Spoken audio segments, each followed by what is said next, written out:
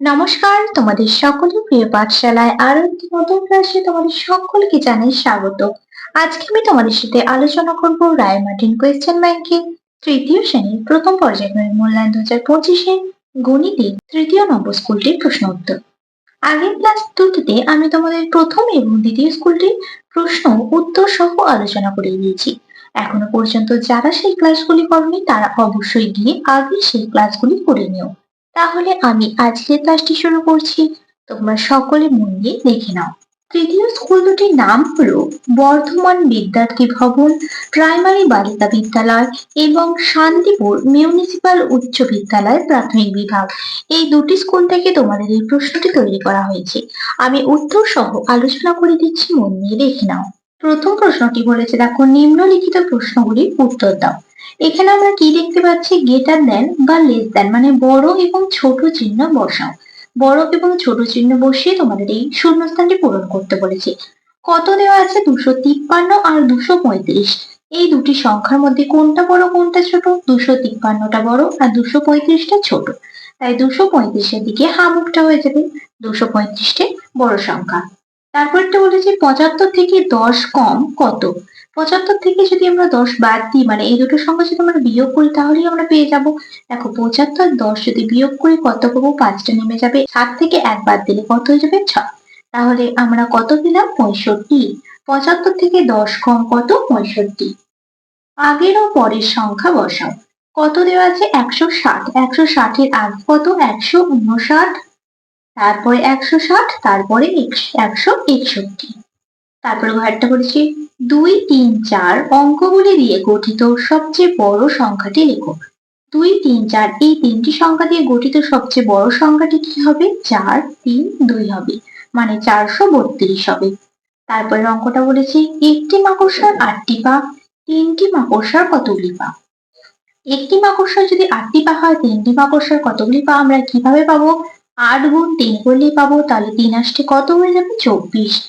8 গুণ 3 সমান 24। তাহলে এখানে আছে 24, 24-এর তলায় আমি দাগ দিয়ে দিলাম। তারপরে দুইটা বলেছে, দেখো সংখ্যায় লেখো কথায় লেখো। এখানে কথায় লিখে দেওয়া আছে 225। তাহলে সংখ্যায় কত লিখবো? 225। 2, 2, 5, 225। তারপরে সংখ্যা কত লেখা আছে? 153। এটা তাহলে কথায় লিখে দেবো 153।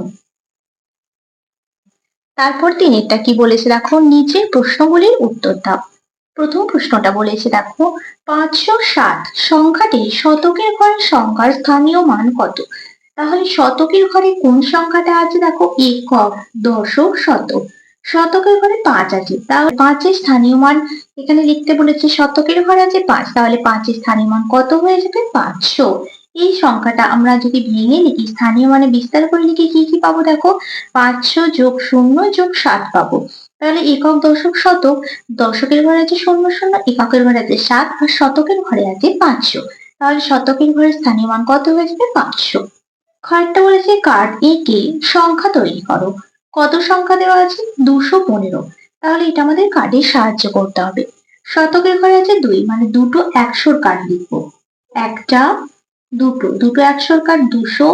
দশকের ঘরে আছে 1, মানে একটা 10-এর কার্ড। আর এককের ঘরে আছে 5, মানে একের কার্ড হয়ে যাবে 5টা।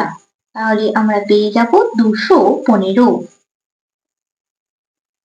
2, 6, 1 এই সংখ্যাগুলি দিয়ে সবচেয়ে বড় সংখ্যাটি বানাও। তাহলে এই তিনটি সংখ্যা দিয়ে সব থেকে বড় সংখ্যা কোনটা হবে? 6, 2, 1, মানে 621 হবে। তারপরে ঘরেরটা বলেছি 453 থেকে 18 কমলে কত হবে? 453 বিয়োগ 18 করলেই আমরা পেয়ে যাবো। দেখো 453 আর 18 বিয়োগ করবো। 8-এর থেকে তো 3টা ছোট, তাহলে 3টা কত ধরতে হবে? 13। 8-এর পর 9, 10, 11, 12, 13। 5 হাতে রইল 1। 5 থেকে 1 বাদ দিলে কত হবে? 4। 4 থেকে হাতে 1 বাদ দিলে কত হয়ে যাবে? 3। 4-এর নিচে কোনো সংখ্যা নেই, 4টা নেমে যাবে। তাহলে কত হয়ে গেল? 435। 453 থেকে 18 কমলে কত হবে? 435 হবে। তারপরে আরেকটা বলেছে, দেখো স্থানীয় মান অনুসারে বিস্তৃত করে লেখো। কত সংখ্যা দেওয়া আছে? 560। এটা স্থানীয় মানে কিভাবে লিখবো? 500 যোগ 7। তারপরে দেখো 4 অঙ্কটা কি বলেছি? স্থানীয় মান অনুসারে বিশ্লেষণ করে যোগ করো। 510 যোগ 225। এটা আমি তোমাদের খাতায় করে দেখিয়ে দিচ্ছি, দেখে নাও। দেখো আমি লিখে নিয়েছি, আমি এটা করে দেখিয়ে দিচ্ছি, দেখে নাও। 500টাকে ভাঙলে কি কি পাবো? 500 যোগ 10 পাবো, যোগ 225টাকে ভাঙলে কি পাবো? 200 যোগ 20 যোগ 5 পাবো। তাহলে তো 510 আর এটা 225 পেয়ে গেলাম। এবার এই 500 আর 200 যোগ করবো প্রথমে।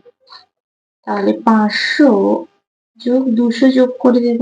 তারপর দশকের ঘরে কি আছে? 10 যোগ 20। তারপর দেখো এখানে এককের ঘরে কিছু নেই, এখানে এককের ঘরে 5 আছে, লিখে দিলাম। 500 আর 200 যোগ করলে কত হয়ে যাবে? 700। যোগ 20 আর 10 যোগ করলে কত হয়ে যাবে? 30 আর 5 লিখে দেবো। এবার 730 আর 5 যোগ করে কত হয়ে যাবে? 735। দেখো আমরা কত সহজে পেয়ে গেলাম। যখন এরকম বলবে যে স্থানীয় মান অনুসারে বিশ্লেষণ করে যোগ করো, তখন তোমরা এইভাবে ভেঙে ভেঙে যোগটা করবে। তাহলে এই যোগফলটা কত হলো? 735। পাঁচেরটা বলেছে দেখো, নির্দেশ অনুযায়ী যোগ বিয়োগ ও গুণ করো। 206 যোগ 152 যোগ 68। 8 আর 2 যোগ করলে কত হবে? 10। 8 পর 9, 10। 10 আর 6 যোগ করলে কত হবে? 16। 10 এর পর 11, 12, 13, 14, 15, 16। 16 6 লিখে দেবো হাতে 1। 6 আর 5 কত হবে? 11। 6 পর 7, 8, 9, 10, 11 আর হাতে 1 যোগ করলে কত হয়ে যাবে? 12। 12 2 হাতে 1। 2 আর 1 যোগ করলে হবে 3। 3 আর হাতে 1 যোগ করলে হয়ে যাবে 4। তাহলে যোগফলটা কত পেলাম? 426। তারপরে বিয়োগ দেওয়া আছে 619 বিয়োগ 574। দেখো 4 থেকে 9 গুনবো। 4 পর 5, 6, 7 আর 9। 5 গিটে হচ্ছে, লিখে দেবো। 7 থেকে একটা ছোট, তাহলে একটা কত ধরবো? 11। 7 এর পর 8, 9, 10, 11। 4 গিটে হয়ে গেল, হাতে 1 রইল। 6 থেকে 5 বাদ দিলে কত হবে? 1। 1 আর হাতে 1 মিলে গেলে কি হয়ে যাবে? 0। বাদিকে শূন্যর কোনো দাম নেই, তাই কেটে দিলাম।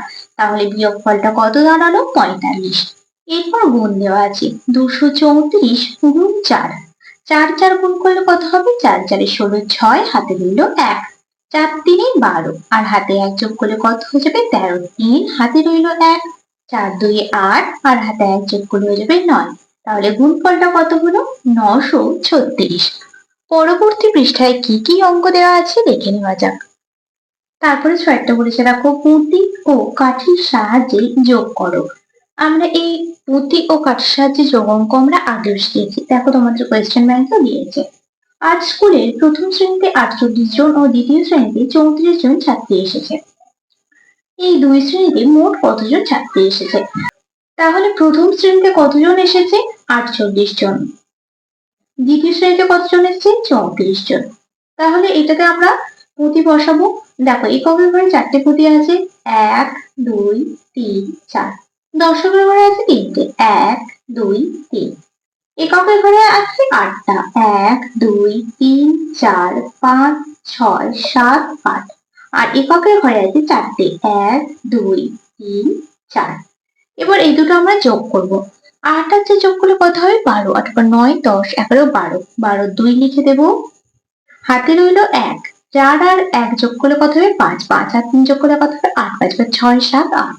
তাহলে যোগফলটা কত দাঁড়ালো? 82। এবার এটাও আমরা পুঁতি বসাবো। এককের ঘরে 2 আছে, দুটো পুঁতি। দশকের ঘরে 8 আছে, 8টা পুঁতি। 1 2 3 4 5 6 7 8। তাহলে এই দুই শ্রেণীতে মোট কতজন ছাত্রী এসেছে? 82 জন ছাত্রী এসেছে। 7এরটা বলেছে দেখো, নিচের সমস্যাগুলি সমাধান করো।